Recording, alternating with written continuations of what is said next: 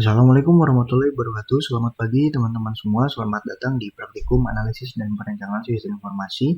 Pada kesempatan kali ini saya akan menjelaskan terkait dengan modul 2 yaitu tentang kelas diagram dan sequence diagram. Untuk agenda kita hari ini pertama akan membahas definisi dan komponen kelas diagram, lalu relasi antara kelas, lalu definisi sequence diagram, notasi sequence diagram, dan entity controller boundary. Dan yang terakhir membahas studi kasus level mudah. Untuk pengertian kelas diagram, jadi kelas diagram itu menunjukkan bagaimana antar kelas itu saling terhubung dan berinteraksi dengan menunjukkan kelas sistem, atribut, operasi, atau metode dan hubungannya antara objek.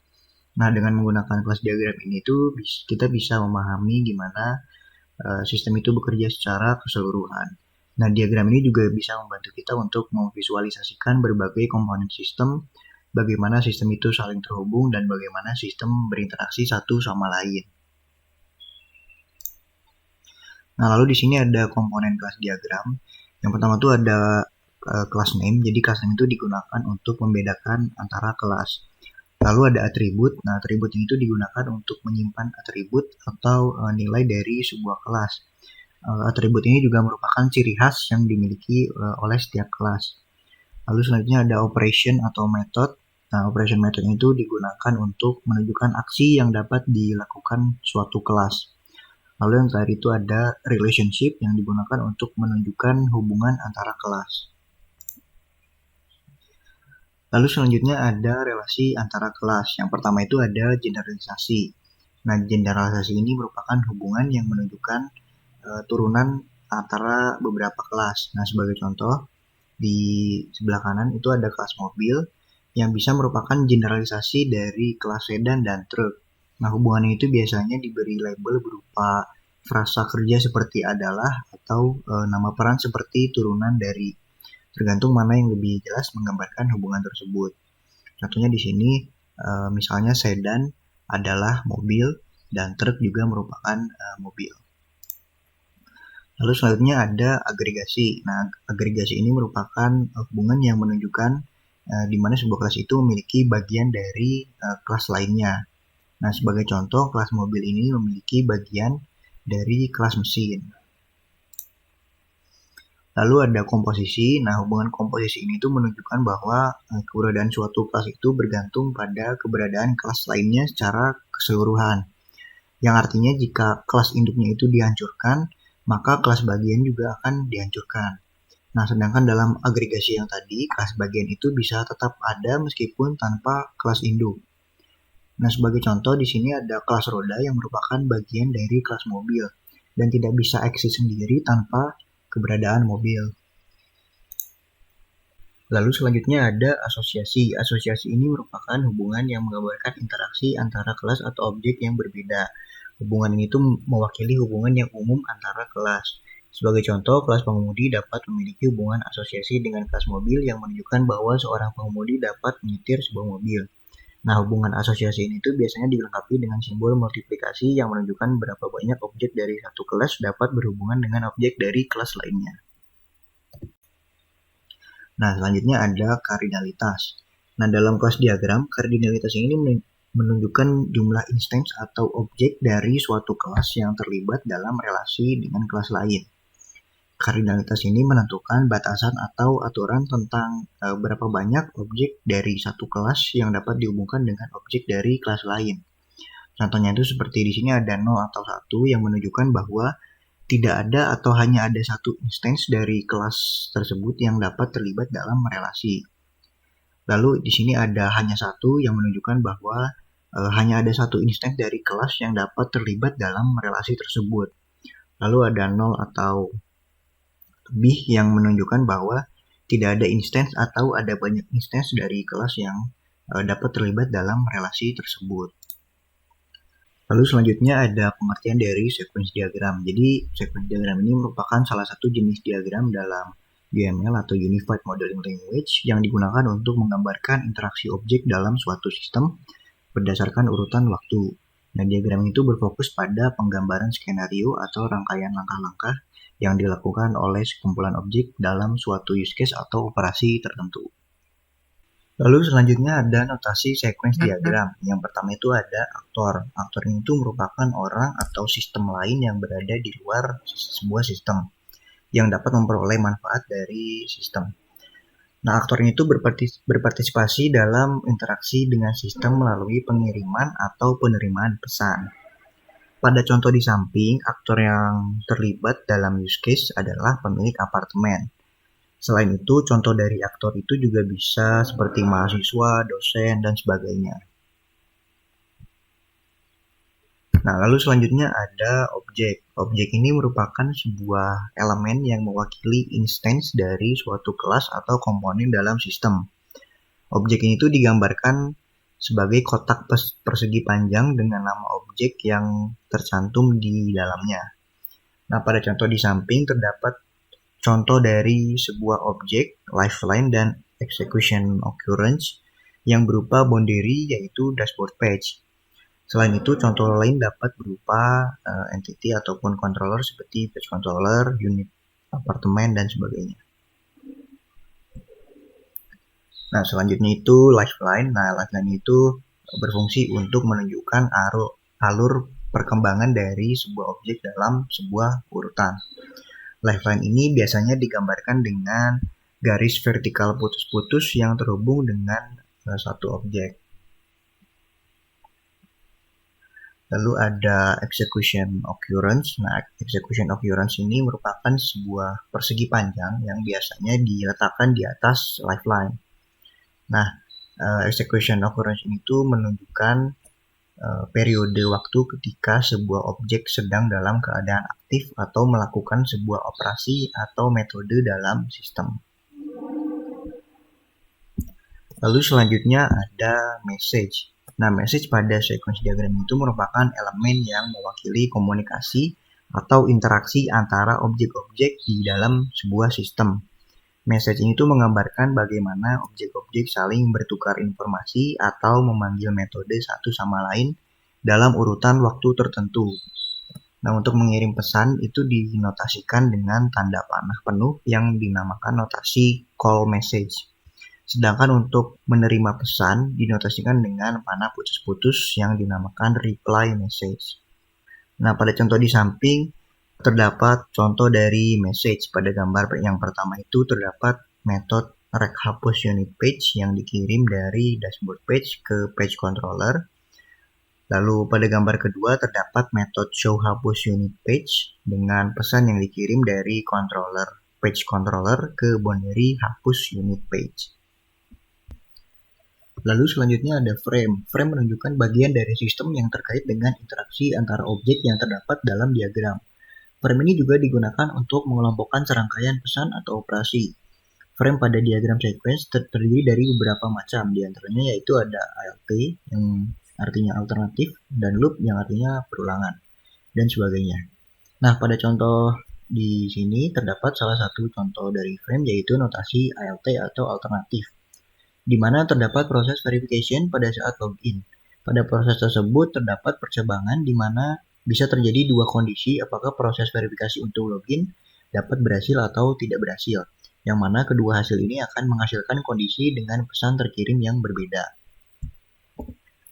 Lalu selanjutnya ada self-message. Self-message merupakan jenis pesan yang dikirim oleh suatu objek ke dirinya sendiri atau ke lifeline yang sama. Pada gambar di samping terdapat contoh dari self-message. Pada lifeline login yang mana terdapat pesan verification, yang berarti akan dilakukan pemeriksaan atau validasi internal terhadap data dari entitas login sebelum melanjutkan ke pesan selanjutnya. Lalu selanjutnya ada recursive message. Recursive message merupakan jenis pesan yang memicu pemanggilan fungsi atau metode berulang kali pada objek yang sama. Pada gambar di samping, terdapat contoh dari recursive message yaitu calculate total. Pada diagram ini, setelah mendapatkan item price dari entity item barang, selanjutnya order controller akan mengirimkan pesan calculate total ke dirinya sendiri untuk menghitung harga total akhir dari semua item di dalam shopping cart.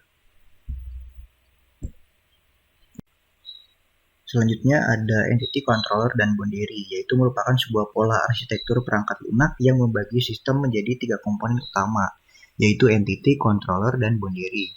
Nah, entity ini merupakan sebuah objek atau kelas yang mewakili data atau informasi di dalam sistem. Lalu untuk controller itu berperan sebagai penghubung antara entity dan boundary. Dan boundary ini merupakan komponen yang berinteraksi langsung dengan pengguna atau sistem eksternal lainnya.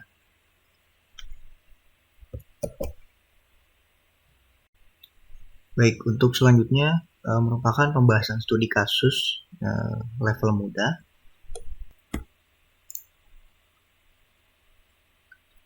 Selanjutnya untuk studi kasus level mudah, di sini teman-teman bisa lihat ada 3 kelas diagram, yaitu ada unit apartemen, pemilik apartemen, dan mahasiswa.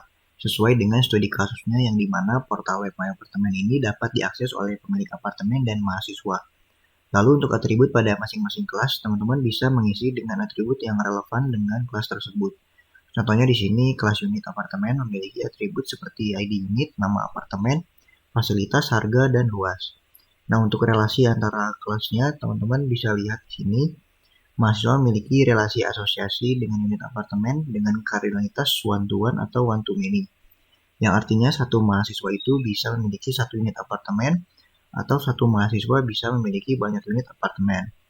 Selain itu, pemilik apartemen juga memiliki relasi asosiasi dengan unit apartemen dengan kardinalitas yang sama, yaitu one to one atau one to many. Dan pemilik apartemen juga memiliki relasi asosiasi dengan mahasiswa dengan kardinalitas one to one. Selanjutnya untuk sequence diagram pada fitur menambahkan unit apartemen, teman-teman bisa lihat ada beberapa ECB yang terlibat, yaitu ada dashboard page, lalu ada tambah unit page, ada lokasi page, ada unit apart page itu sebagai boundary, lalu ada page controller, lokasi controller, data unit controller itu sebagai controller, lalu ada data unit apartemen sebagai entity. Untuk aktornya yaitu pemilik apartemen. Proses dimulai ketika pemilik apartemen mengakses halaman tambah unit apartemen pada dashboard page. Lalu dashboard page akan berkomunikasi dengan page controller menggunakan fungsi rect tambah unit page. Dan page controller nanti akan memberikan return message berupa show tambah unit page kepada tambah unit boundary tambah unit page. Lalu pemilik apartemen nanti akan menentukan lokasi apartemen pada tambah unit page. Tambah unit page nanti akan berkomunikasi dengan lokasi controller menggunakan fungsi set location. Lalu nanti lokasi controller akan memberikan return message berupa show location pada boundary lokasi page.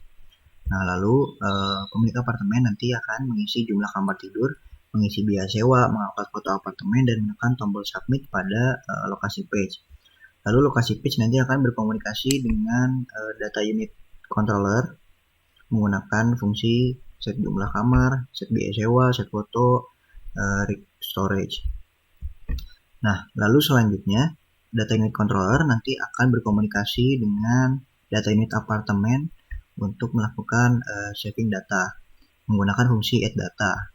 Lalu data unit apartemen nanti akan memberikan return message berupa save data. Lalu untuk data unit controller nanti akan memberikan return message pada unit apart page yaitu show unit apartemen.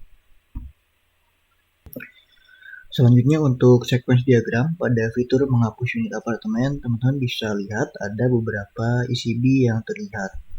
Yaitu yang pertama ada home page, lalu ada hapus unit page, dan ada unit apart page sebagai boundary, lalu ada web controller, dan unit apart controller itu sebagai controller, dan terakhir itu ada unit apartemen itu sebagai entity.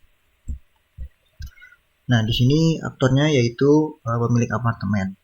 Nah, prosesnya dimulai ketika pemilik apartemen itu mengakses halaman hapus unit apartemen pada boundary homepage. Nah, lalu nanti boundary homepage ini akan berkomunikasi dengan web controller untuk menampilkan hapus unit page. Lalu pemilik apartemen akan mencari apartemen pada hapus unit page. Dan hapus unit page nanti akan berkomunikasi dengan unit apart controller menggunakan fungsi request unit apartemen. Nah, unit apart controller nanti akan berkomunikasi dengan unit apartemen menggunakan fungsi get unit apartemen. Lalu unit apartemen akan memberikan return message berupa find unit apartemen kepada unit apart controller. Lalu unit apart controller akan memberikan return message kepada boundary unit apart page menggunakan fungsi show unit apartemen. Nah, Selanjutnya, pemilik apartemen nanti akan menekan tombol hapus pada unit apart page, lalu unit apart page akan berkomunikasi dengan unit apart controller menggunakan fungsi request delete unit untuk menghapus unit.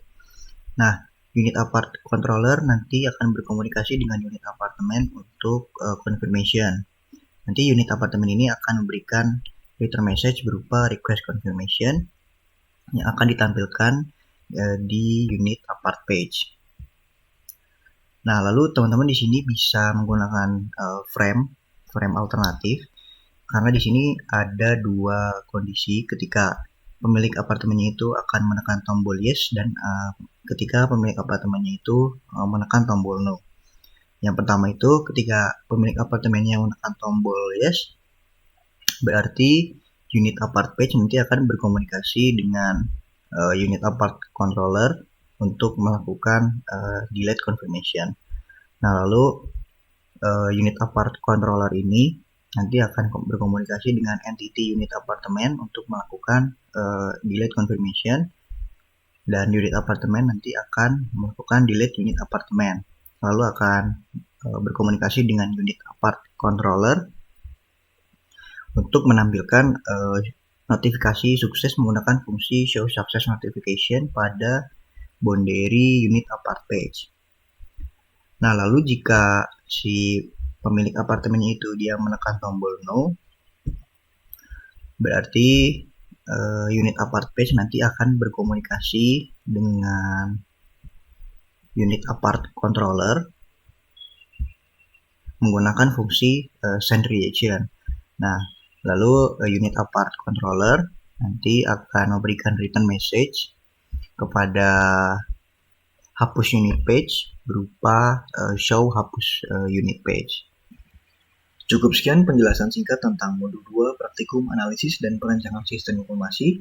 Semoga praktikumnya berjalan dengan lancar. Wassalamualaikum warahmatullahi wabarakatuh.